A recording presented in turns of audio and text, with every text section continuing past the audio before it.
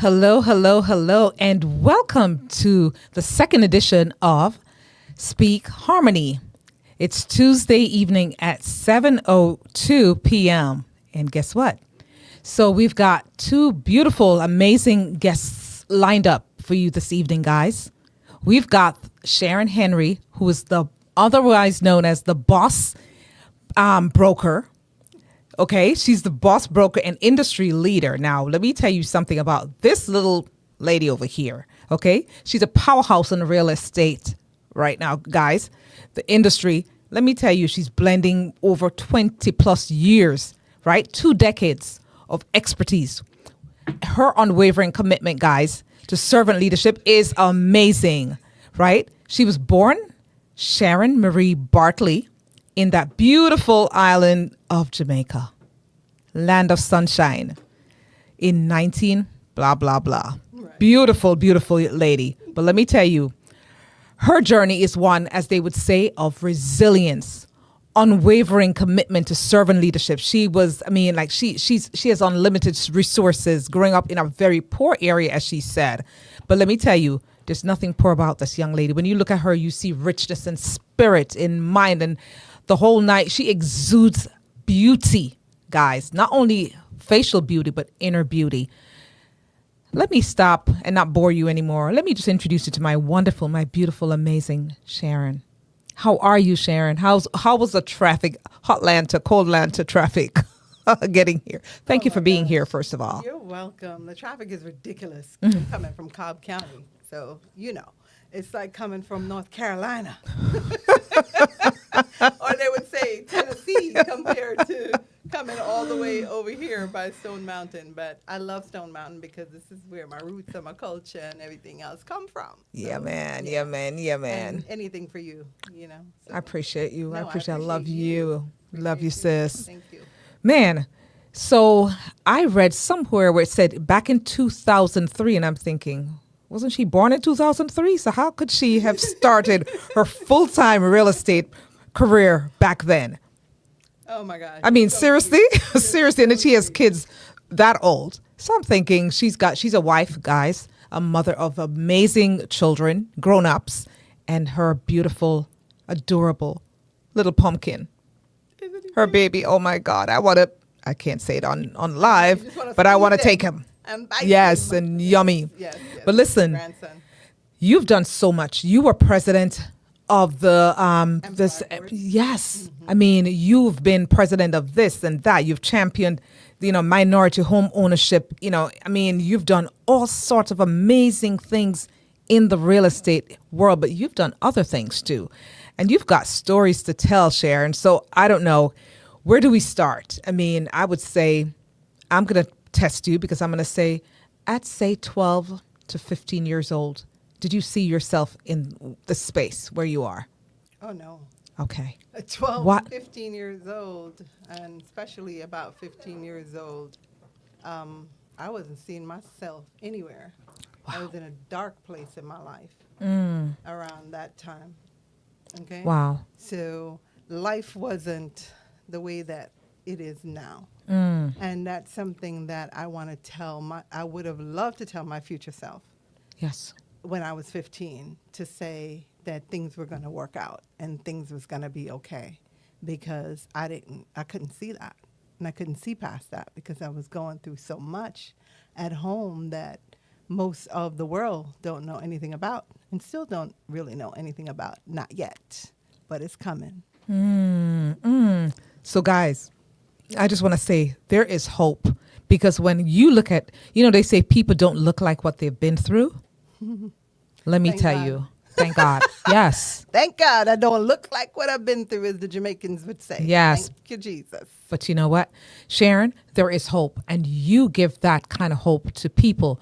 I mean, speak into that microphone and share just a snippet of resilience. I mean, your resilience, your stick-to-itiveness, your perseverance, your push on into greatness. Because I mean, honestly, when I read your bio, when I got to know you, and I'm still getting to know you because I'm learning more about you just every time we have a conversation.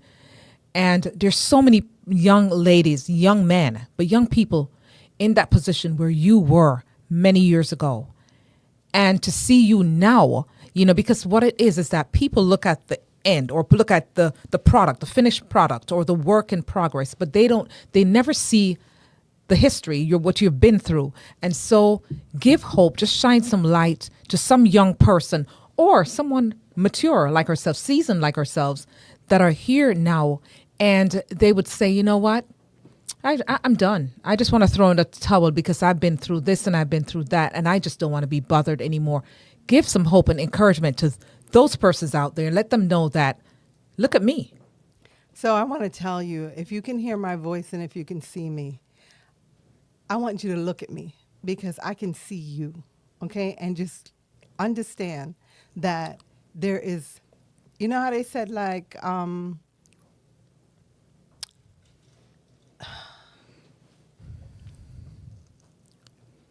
it gets really, really dark. Yes. Before okay. The light shines. The light shines, okay? And I just want you guys to understand that this too shall pass. And it's not a phrase, okay? Yes. That when you think that you are alone and you're walking and you're by yourself and you think that this is it, there's nothing else that could happen to me, that God has got you. Because, you ever heard of that phrase? It's called a footprint. Oh my gosh. Ooh, girl, yes. Okay. Yes. And when basically it says that there's one set of footprints walking and you're thinking that God left you, but he didn't. Okay. Because he was carrying you that whole time. That part. And if he wasn't carrying you, you wouldn't be where you are now. Yes. So whatever it is that you're going through, it's okay. Because at the end of the day, you're going to be all right. Because he wrote your story already. Everything is already designed for you. You just have to walk in your path. And you just have to hold on and hold your head up and just be resilient and just hang in there. Because this too shall pass. Whatever it is that you're going through and you're thinking that it can't get any worse. Just stay focused and just hold on to him because he's got you covered. I promise you. My 15-year-old self, I wish that I could go back in time and tell her that it's going to be okay. Because God's got a plan. He does. If I didn't go through all of what I went through then, I wouldn't be standing here strong today to be able to help other people to get through it. So if you can hear my voice and if whatever it is that you're going through, just hang in there because I promise you it's going to get better. And so, guys, if you know her story, if you research her, you may think, again, when you see the product, you see this beautiful woman, the package, and you're thinking, wow, right? I mean, she's done it. She's accomplished. She's done all of this stuff. She's been president of that. She's mentoring all these people. People are looking up to her for leadership. And, and they look at her and they think, she's had a great life. You can't judge a book by its cover. And that's pretty much what she's saying, because she embodies the perfect balance of expertise and compassion and influence and all that good stuff. But it didn't come without a price. So like you said, Sharon, footprints, just remember that. And if you've never seen it, anyone or everyone listening, research that poem. I think it's a poem somewhere. It says footprints, because I too have seen that. And I've read it over and over and made references to that. And so we thank God that he's such a God that he says, listen, when you think you're by yourself, okay, or you think you're done and it's over, as long as you have breath, there is hope. Yeah, and just remember that he's got you. Yes. Okay, because I didn't know anything about it. I was complaining one day. I was going through some stuff, and my son's godmother sent me that. And she told me, she said, just read that. And it hit me because I'm thinking that why did God forsake me? Why did he leave me by myself? But he didn't leave me by myself. He was carrying me the whole time. That's the reason why I only saw one set of footprints. So when I read that, I was like, oh my God, that's exactly what I was thinking, that I've been on this earth by myself. He's just left me, because I have a very strange relationship between me and God. Yes. Very strange. And I can't wait for us to have that conversation in person. But I talk to him every day. Yes. And he's got a funny sense of humor. And sometimes I'm looking at him on the other side of my seat like, really? This is what we doing today? Okay. All right, dude. Okay. But I talk to him all the time as if he was sitting right next to me riding in the car shotgun. Okay. So at the end of the day, you just got to do what you got to do and get through it. People see all the outside and you allow them to see what you want them to see, right? Because social media, I don't understand why people get on there and it's such chaoticness and craziness and hot mess. Because you have a choice. You're the one that posts. You're the one that puts your business out there. Now, I can understand if somebody else is recording you and then they see all the craziness. But every picture that you put out there, and people are always talking about, oh, you're filtering this and you're filtering that. You're darn right. I do, because this is my life and I get to filter whatever the heck I want to and do whatever I want to do.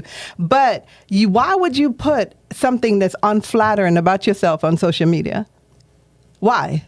And expect someone to go, oh, wow. Yeah. Okay. And then, it's just unbelievable. But the whole point to that is that you are writing your story. You're the author of your story. You get to put out what you want to put out. And don't let anybody else dictate to you or tell you what you need to do. Okay, just stay focused and do what you feel that is best for you. And like you said, though, Sharon, I mean, you said it right. Trust God in the process. Just trust them, because you know what? It's not that we're preaching to you, but here's the deal. We can't do it by ourselves. And if you're still here, mind you, I say it every day.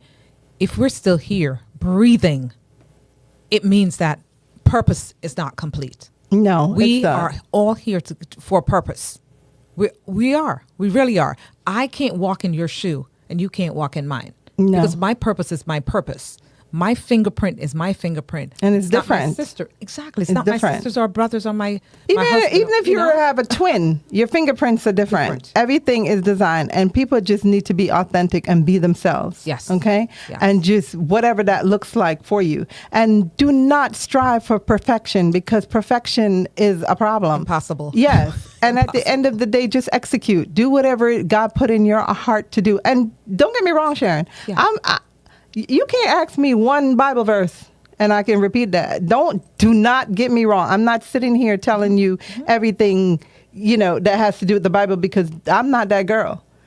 Okay, if I wasn't on air right now, I'd probably be cussing all kind of pots and whatever, because because you're not perfect. Oh, I'm not. And I don't I'm pretend not to be. And I get it. I get it. But I have my own relationship with God, and I have my own relationship because I got to answer to Him. And don't judge me, because you ain't perfect either. No, don't judge me. And you know what? Authenticity is what I see with you. I see the real deal when it's not because she's sharing, guys, because I'm sharing times too. It's something with it. Yeah. So the truth is, I mean, she is real. She's authentic. She's that person. I mean, when I tell you, she is a doting grandmother, Maverick. Oh my God. He's so cute. She lives for that little boy, that little yum. Okay. But let me tell you, she's got things in the works. I mean, when I tell you I'm telling her business, but she's got a book in her belly. Yes. Okay. A couple of them. She's got a couple of books in her belly. She's got stuff there, and it's about to come out, right? Yep. Whenever it gets out, you'll see. The podcast is coming. The books are coming out this year. All of that. It's a win-win. It's a win-win. They're being reviewed right now so that we can get them out to everybody. Sharon, listen, you've got some more time, and I just wanted to say to you, is there anything else that people need to know about you? What else do they need to know? I have no idea. I'm an open book. They can ask me anything that they'd like to ask me. Okay. All I know is that people always say, well, you just put all of your business out there. And I don't put all my business out there, because what do you know about me? You know that I'm married. I have 2 amazing children, and I have a bonus son that lives in New York, and I have a grandson. Okay. I take care of my mom, and I love the people that I love, and I love the Lord. And that's that.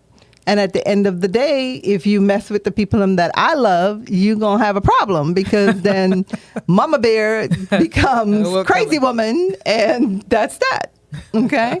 But I've been in real estate, as you said, for 21 years. I live in Cobb County, and I'm sitting on the Cobb County board right now, and the Housing Authority. I'm the newest Cobb County commissioner for the Housing Authority that's in Cobb County. Wow, you say commissioner. I am. Amazing. Yes. Amazing. Yes. Okay. Commissioner Henry. Okay. Yes, I love that ring. Commissioner Henry. My goodness. That would be me. But I don't go around talking about my titles because my titles don't make me who I am. Yes. Okay. Yes. And at the end of the day, I just want people to understand that I am passionate about what I'm passionate about. I love people, and I love making sure that everybody is okay. And I think that that's one of my downfall. I love people so much, and it's a fault. Yes, you do. It's all good. And I get disappointed a lot, but I'm working on that, and I'm working on myself because at the end, let me tell you.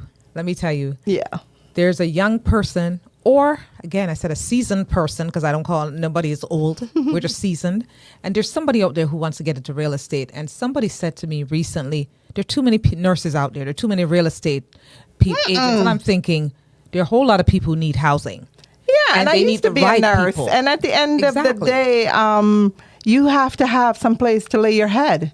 So, you know, there is a lot of real estate agents out here, and especially in Metro Atlanta, but it doesn't matter. As I said, I've been doing this for 21 years, and all the people that I know, I've never really come across the same person twice or three times on the other side of the closing table. And we sell a lot of houses. Yeah. So go for it. Yeah. Go for it. Yeah. If you want to be a real estate agent, if that's something that you're passionate about, you should go ahead and take that test and give me a call. Yes. Okay. And find me on social media and I will be able to help you. And it doesn't matter even if you're not in Georgia. Our team is all over. We are throughout the United States and Canada, and we're in 24 different countries. So we can help you no matter where it is that you are. So okay, can you share with them? I mean, give them your, sure. contact and Yes. stuff like the that? company I currently work for is EXP Realty. And as I said, I'm in Cobb County, so that's where my specialty is. But we do real estate anywhere on planet Earth, right? And you can find me on IG if you're on IG, and it's I am Sharon Henry. And if you're on Facebook, like the seasoned folks like myself, it's Sharon Henry Realtor, or just Google my name, Sharon Henry Realtor, and it will come up, right? Easy. So yeah, on all the platforms, it's my name. So that's that. Awesome. Thank you. Well, as we wrap up, though, I mean, I just want to say thank you, Sharon, for coming thank you. all this way. I mean, and I say all this way. I felt like I needed a flight. Yes, to get here, and that is exactly how we operate these days in hot worries. cold Yes, Atlanta. yeah. It's supposed to be hot Atlanta, and I can't believe we had snow, but it was nice seeing all the people and seeing all the kids enjoying it.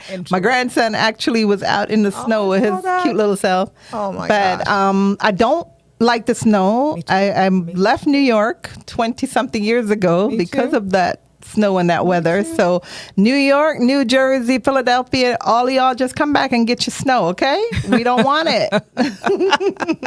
Once in a while, but I can't have it. Well, I just want to say thank you so much for stepping in, for coming in. And no worries. Radiating, just, Thank you for colorizing, having if there's me. such a word, the studio. Absolutely. I appreciate you. I love you, my dear I sister. appreciate you, and congratulations on your new show. And thank so you for much. having me. I really Speak appreciate Harmony, you. That's what we do here. Yes.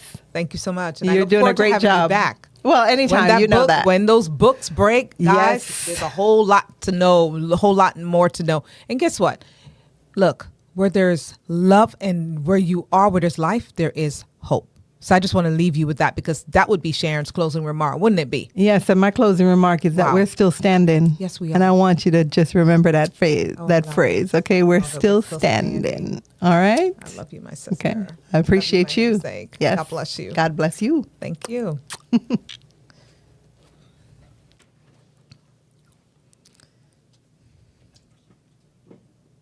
So, guys, we've got another guest that's coming up, our second and our final guest tonight. And just wanted to let you know, These ladies, by the way, they travel far, to get here. Fighting Colanta, as of last Friday, cold Atlanta traffic to get here.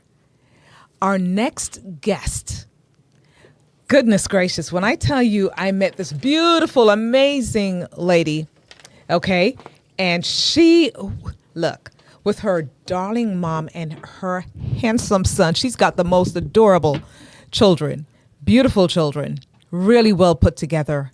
You guys have done such a fine job raising those young human beings. And I just want to say, Dr. Beth-Sarah Wright, welcome to the studio.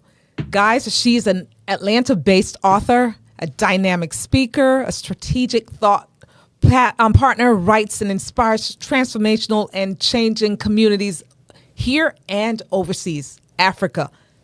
You look at her in her Afrocentric attire. And she doesn't know it yet, so I'm just letting myself down now because I'm sort of really was trying to get to her closet before she got here. Now she knows, so she's going to have that on the lock and key because, guys, she exudes what Mama Africa is about. When you see her, the earring, the hair, let me tell you, oh my gosh. And someone said to me, and I thought it was such a beautiful compliment. Someone said to me one day, "Are you a Panton?" And I said, "A what? You're a Panton? Are you related to the Pantons?" And I said, "No." This was a few years ago. Oh. And it says, "Well, I saw a picture of you and you look like Beth-Sarah." And I said, "Oh my gosh." So when I met you, I was laughing so hard because I'm like, oh my God. So I'm pretty, guys. That was a compliment to me. But you know what? I am not even going to go ahead and bore you with anything else. Welcome. Thank you so Speak much. Harmony. Thank you so much for fighting the cold Atlanta traffic to get all the way here. I made it here. Thank you, so God. So glad to be here. Thank you so much. Thank you. And we just want to say, talk to us a little bit about what you do, because I know you do so much. I mean, you're a consultant, keynote speaker. She's an author. She does it all. She's the wife, the beautiful wife of a minister, guys. So listen, we didn't do the official blessing of this podcast, and this is the fourth guest for this podcast because we started last week. Okay. So if you don't mind, Daphne, I would just want you to go ahead and bless this podcast. Shall we bless the podcast? Yes. Thank you so much. All right. Well, gracious God, we thank you for your many, many blessings. We thank you for the opportunity to share stories, to listen to people, to share the wonderful stories that make up your children of God. We thank you for your daughter, Sharon, for being the host of such a wonderful podcast to be able to share stories of so many people. We thank you for this. And Lord, we ask for your blessings to make this a haven, of peace and harmony, so that stories can be told, people can share their gifts, Sharon can shine her light. We thank you, Lord, and just want you to just guide and protect and bless this space. For that we ask. Amen. Amen. Thank you very much. Thank you very much. Yes. I want to start with one of your books because meet Babs and her beautiful different friend. Tell me a bit about that book right there. Well, it is my first children's book, and I wrote it really because of my mother. So, yes, she is Babs. She's Barbara Penton. Yes. And when she turned 80, she is now 83. When she turned 80, I asked her, is there anything that you would have wanted to do in your life that you haven't done as yet? And she said, I wish that I had written a children's story about Miss Ag, who is a delightful or was a delightful friend in her life. She happened to be her aunt, who was... She had intellectual disabilities, let us say. She couldn't speak properly, read properly. We don't know what it was, what condition she had, but she was an adult with a very young heart and a big brain, but a young brain. Yes.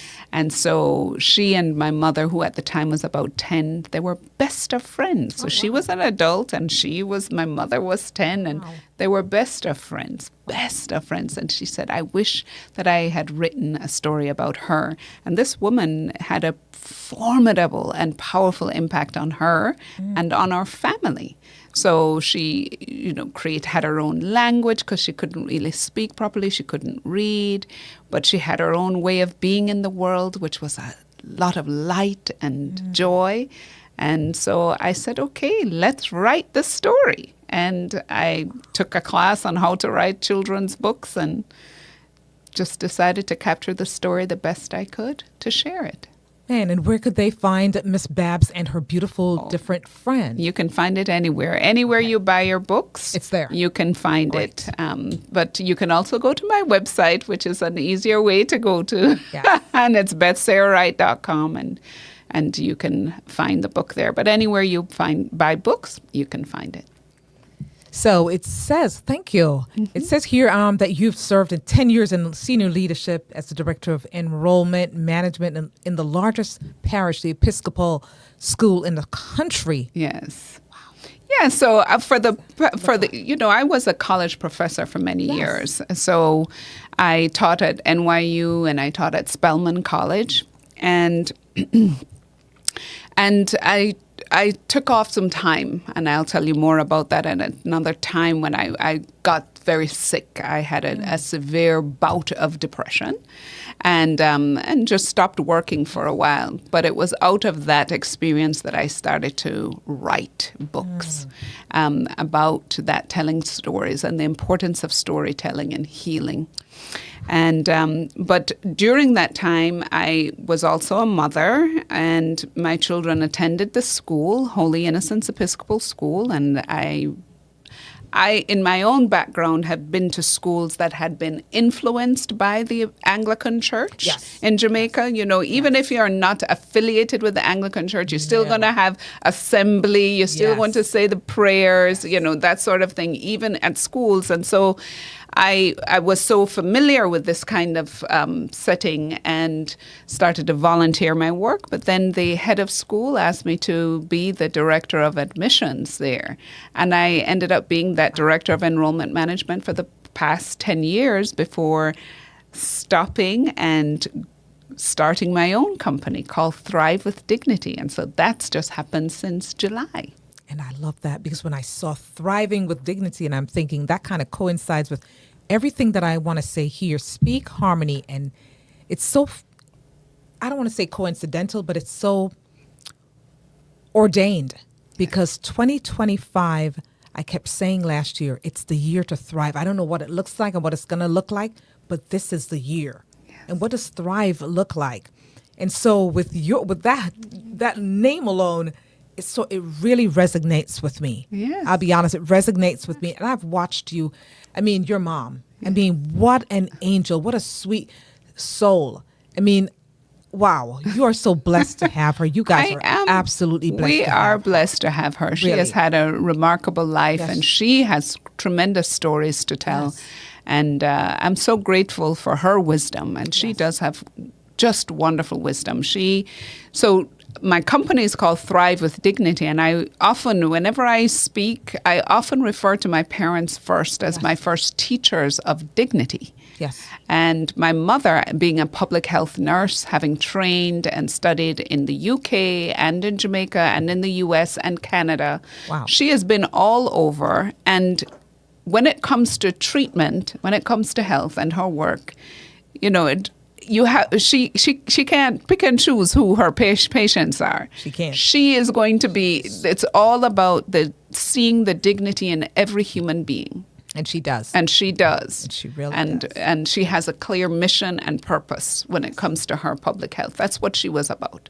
And of course her own mission as a woman of God. Yes. So I just learned so much from her and my father too, and they were both really, truly my first teachers of dignity, and I'm sure for my siblings as well. Of course.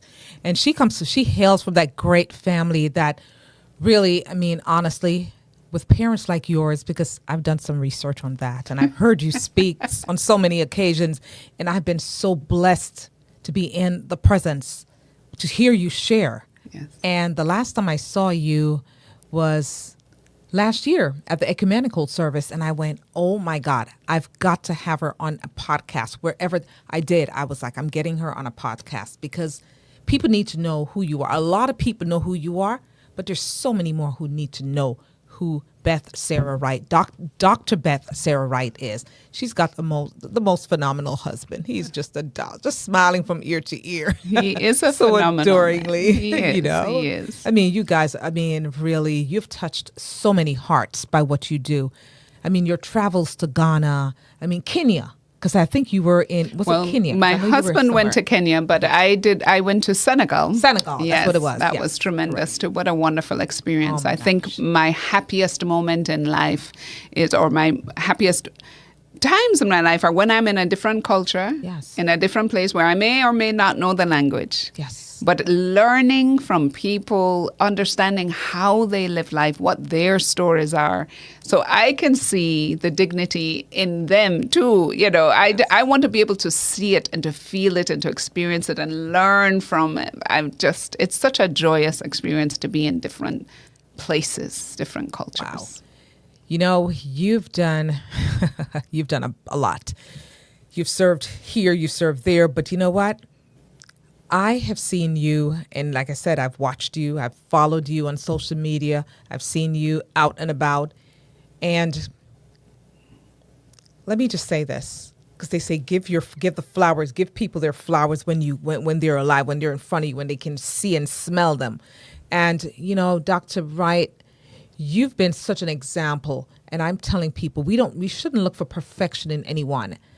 But if there's anyone that I've seen out here in these Atlanta streets, these neighborhoods, you're one of those people who exude elegance. And elegance, when I say that, I mean authenticity, authenticness. I mean, you're just a real smiling and just a normal, everyday person who embodies God's grace.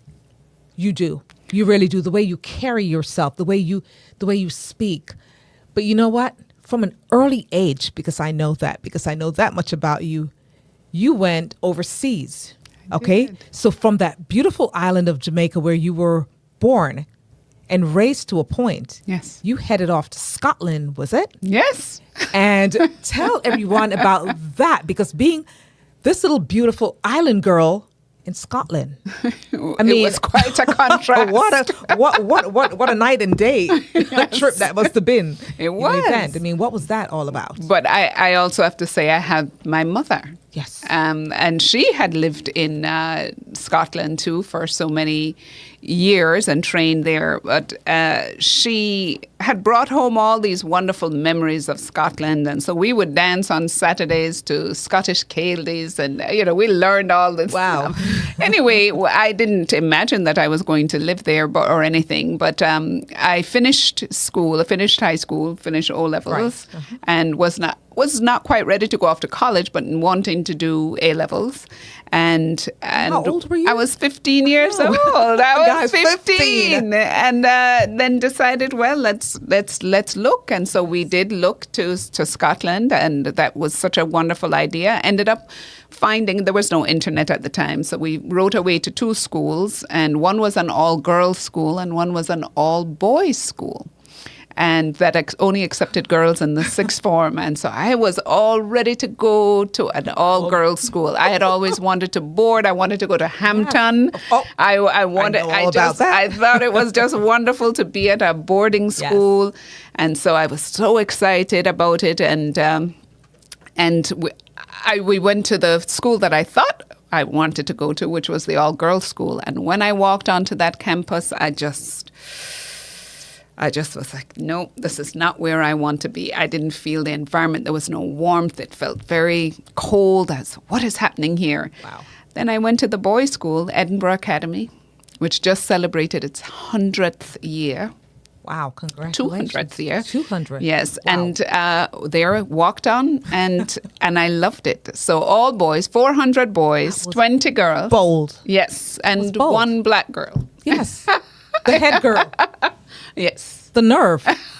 One black girl. And that's the part that puzzled me, guys. But I says, a black girl, a Jamaican girl. I mean, bold. I mean, you know what they say about us, right? Oh, Let me tell you, Jamaicans are. I mean, if there's anywhere where there's life, there's a Jamaican.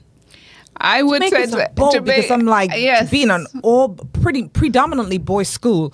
So I says the nerve. I mean, she's so ladylike and so, charming and so sweet. I'm thinking she's not rough and tumble. I mean, what is that? It was such a wonderful experience. Wow. It really was a tremendous experience.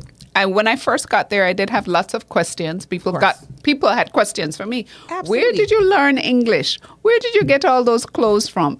Are there cars in Jamaica? Just these wonderful questions. And I did not take offense by those questions, but what I learned was there are the way we see people. Yes. We need to be so intentional about looking again. Outward, yes. And that's what's actually, a lot of that has informed the work that I do now with organizational cultures. But I learned a lot from that experience, and it was tremendous. I loved getting used to boys in kilts. I loved the food. I love haggis and neeps. And it was just there's all sorts of lovely things. Wow. And I also joined the Scottish Army for a little bit because all the boys had to join some. So I joined. It was great. It was a wonderful experience. Not easy. How did you transition from that, though? Well, I was bitten by a bug, and that bug was the cultural bug. Really? Cultural bug. Right. Really? I was just You're so excited. Wow. I wanted to be in different cultures. I wanted that. I wanted to live anywhere I could, learn different languages. I was in love with French, and so at 15. Yes.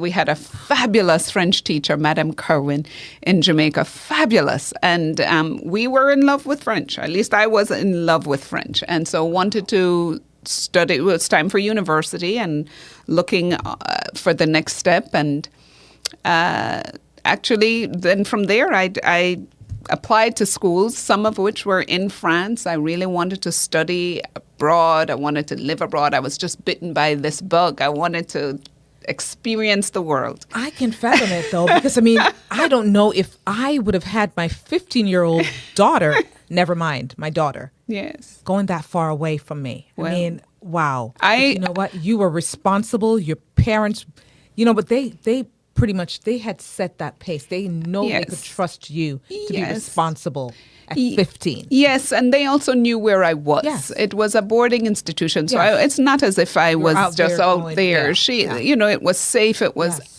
Of course, I had homesickness. Of course, I was sad. I cried many a night, getting used to what they call dreich weather, which is this constant rain. Yes. It was there, and it was hard, but it was beautiful. Yes. I made lovely friends. I experienced and learned a lot about myself, and I got ready for the next step, which was university.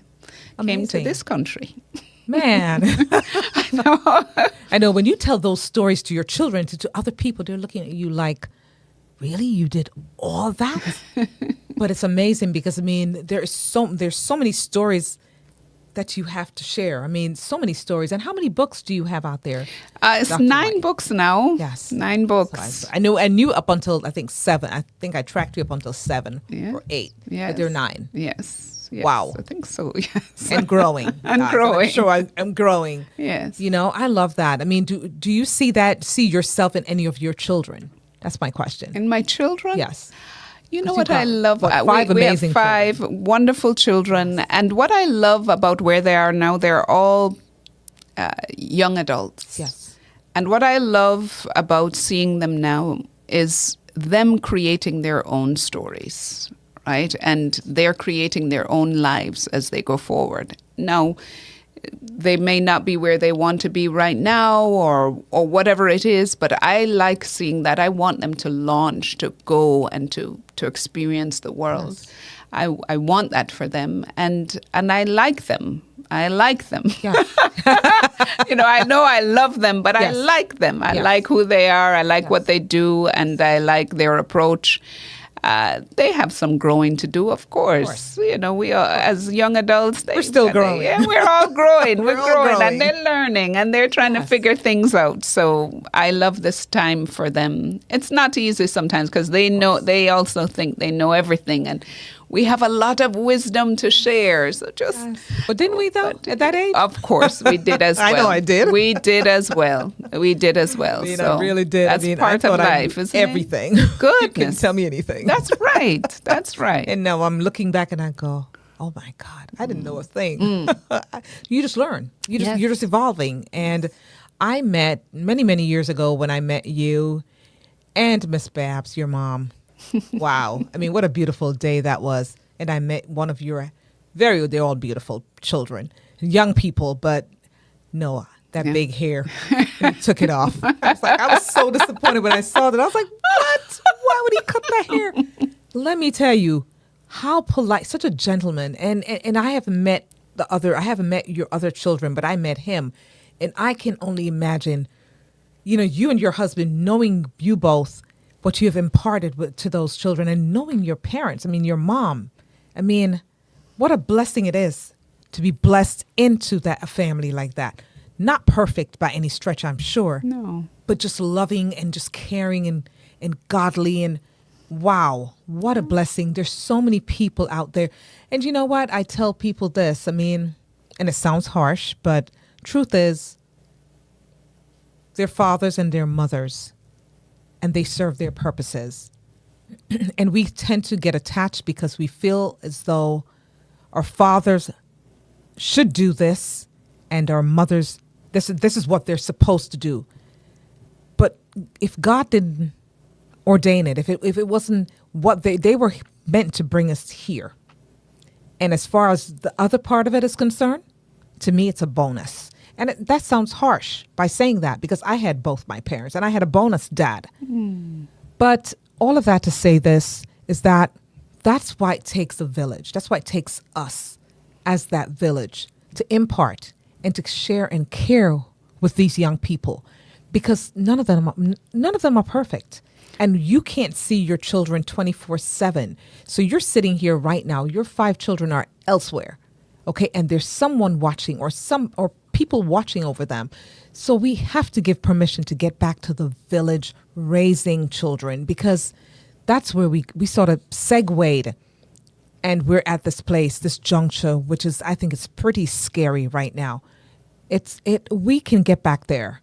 And so I'm going back to that a little bit, because I've watched what you've done. I've tracked you, and honestly, I think it's such a great thing to have persons out there who care. And that's why mentorship is so key. I see what you do with those young people. I see it. I mean, you travel and you speak to people, you encourage people, you are there to build people up. And you may never hear it from the people that you're impacting. And this is why I'm saying we're not looking for perfection. We're looking for people to do God's perfect will. And what does that look like? Just to speak life into people, share with people, pay a compliment, just be there for them, learn a different culture, encourage each other, because these days that we're living in are pretty tough days. I mean, there are people who live in dark spaces, get there and they don't want to be there. But by whatever reason they're there, it's for us, people of the light, to go there and shine the light. Well, and I love what you do. Well, thank you. Thank you. I speak to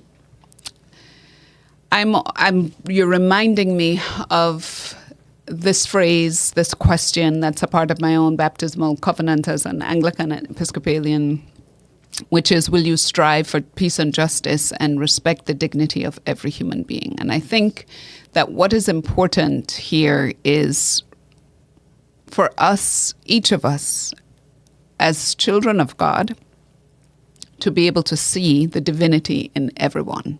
Yes. Because everyone has it, no matter what. No matter their behavior, no matter their culture, no matter what they say, no matter what they do. Yes. No matter what they do, even to you, even when they hurt you, they have dignity. They do.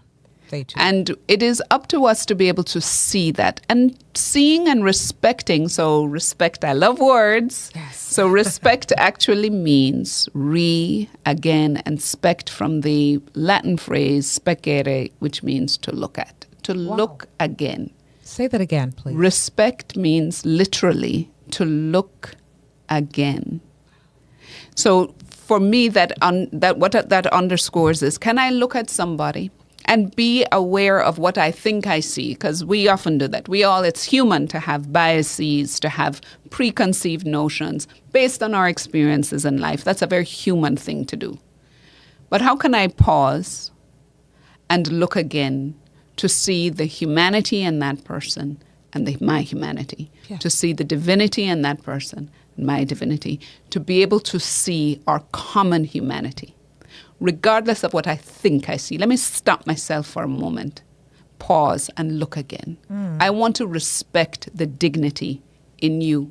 Yes. It's not easy work. It's not easy work because it's so much easier to just say, oh, I know exactly who you are. I know, and make up all sorts of assumptions, and I don't want to even listen to you. No. But what if we were to stop and pause and do that work? The world would be very different. Yes. We would be having different types of conversations within our families, within our communities, from country to country. We would be having different conversations. Wow. I love that. You just spoke to my heart right there. And I'm gonna brace myself because honestly, that is so true. I'm gonna start looking at people that way. Thank you for sharing that with me.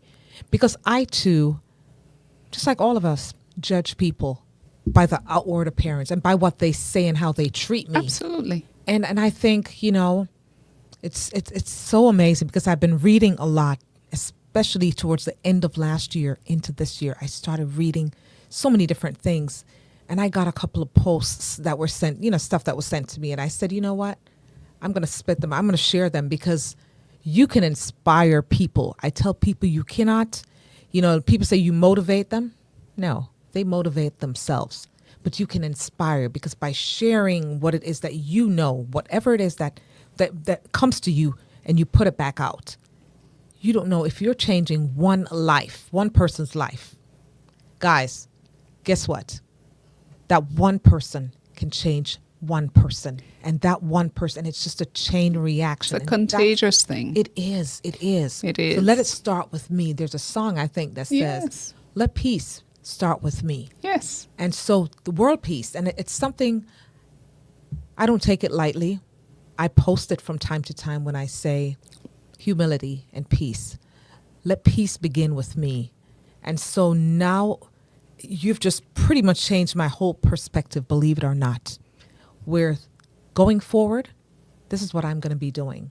Because that's what we're supposed to do. Not looking for perfection in anyone, but to be able to share that perfect peace with the next person. Yes. Because as we pass, along this way, there's a scripture or a song that says, never let our life or living be in vain.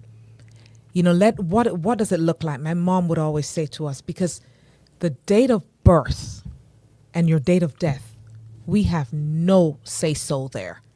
The dash is the most important thing. Yes. What do you do with that dash? Yes. And today, at this age, even at this stage, we still have time to change the trajectory, change the whole outlook on our lives before that date of death. Whatever day it is, whatever time it is. If God forbid it's 7:50 p.m. Eastern Standard Time, from now until a minute past that, we have time. As long as we're still here, we have to. As long as we have life, we have time. So what I would say to all of what you've just shared, I'm getting goose pimples, but it's making me feel so compelled to change. Because I too, you're looking at her, I too have judged, and I've been hurt, and I just thought, if I didn't hurt you, why would you hurt me? And so I was in that place, in a dark space too, where I was unforgiving because I'm thinking, if you do this to me, I would never do it to you. You deserve that. But you know what? Forgiveness is not easy. No.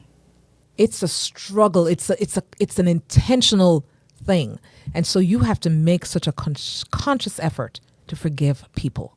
And forgiveness really it releases you, It does. gives you freedom It does. as opposed to the other person. Sometimes you can still forgive someone who's long gone. Yes. You can also do that. That work is really for you. It's your release.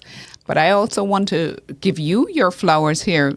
In this space, the Speak Harmony, Yes. what you're doing is allowing for people to tell their stories, Yes. right? Yes. When we talk about looking again at another person's dignity, one of the currency for dignity is stories. Wow.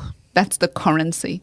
Because if I don't stop and be curious about the other person and try and elicit from them their story, try to understand and listen, and God created us in this way with 2 ears and 1 mouth, so we can listen a little bit more. Yes. I can hear from you. I can learn your story. I can understand more about who you are because of your story. Yes.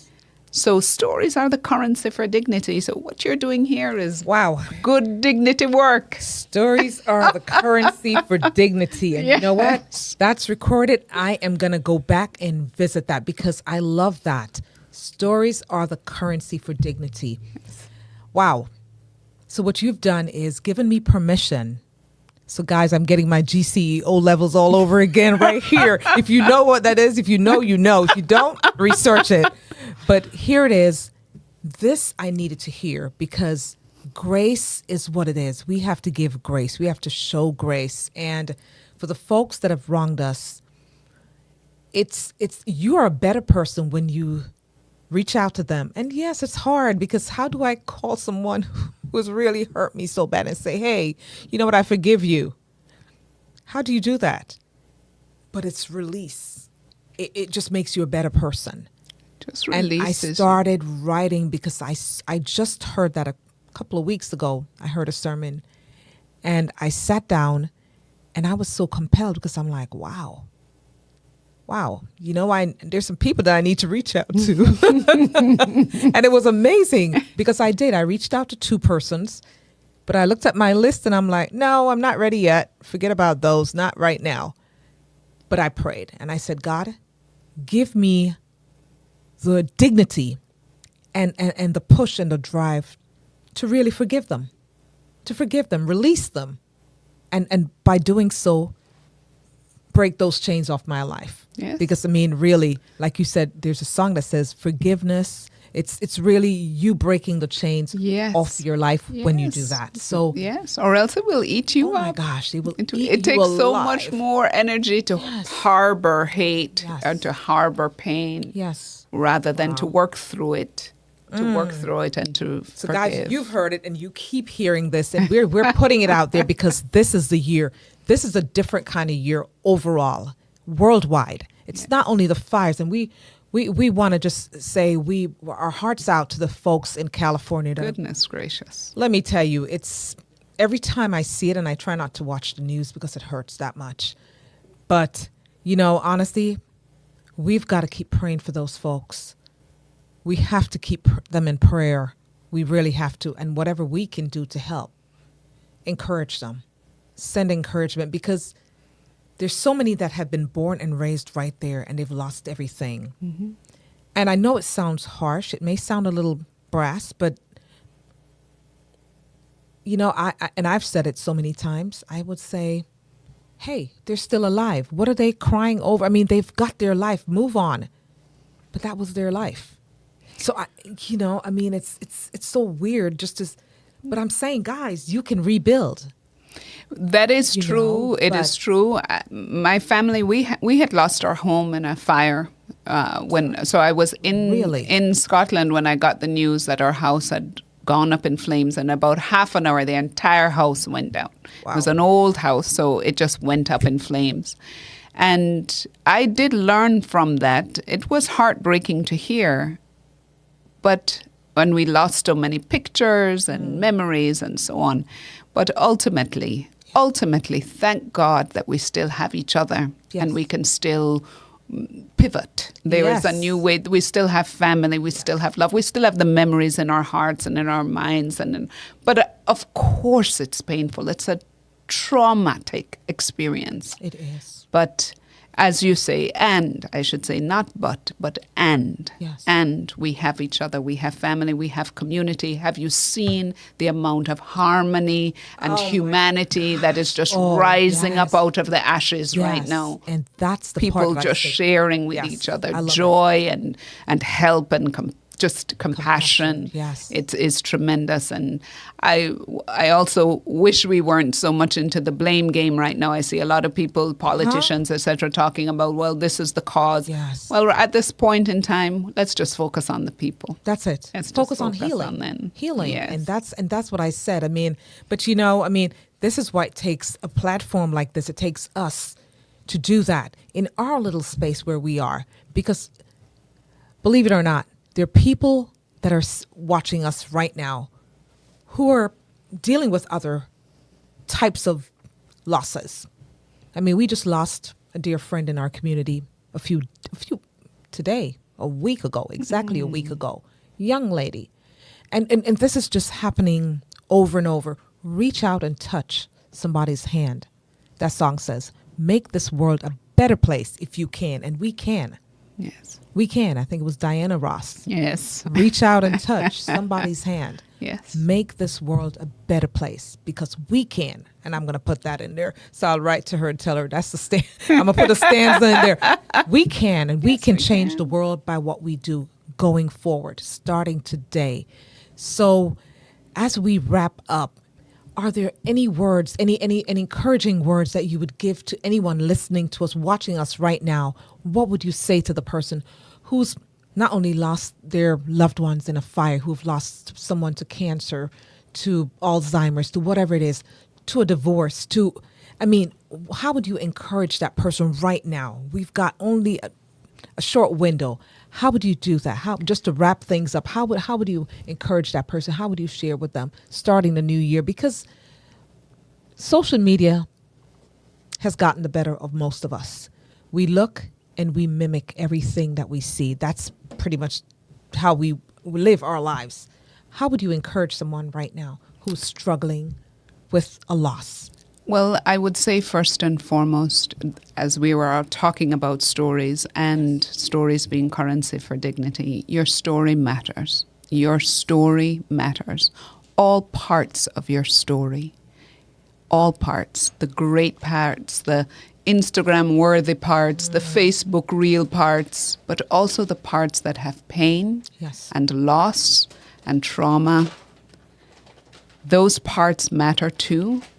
And you are ultimately the person who can write the ending to your story. Remember that your story is important. You can go back in life. You can go back to moments. You can go back a few chapters and say, I want to edit this. I want to tell this story in a way that is going to uplift me and uplift others. So I think it's important. Your story matters. Tell your story.